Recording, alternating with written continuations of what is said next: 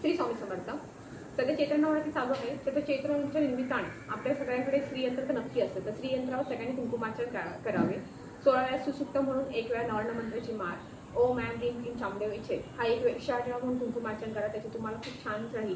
तो ज्यांच्याकडे श्रीयंत्र नसेल त्यांनी सुपारीवर जरी सुसुक्तम 1 वेळा आणि एक वेळा नवर्ण मंत्राची माळ जरी केली, कुंकुमार्चन जरी केलं तरी तुम्हाला खूप छान राहील.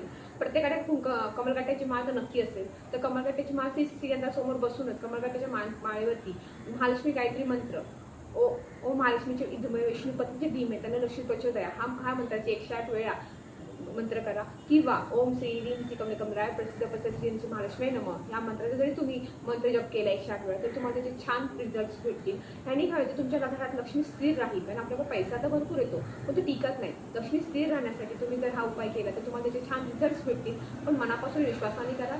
श्री स्वामी.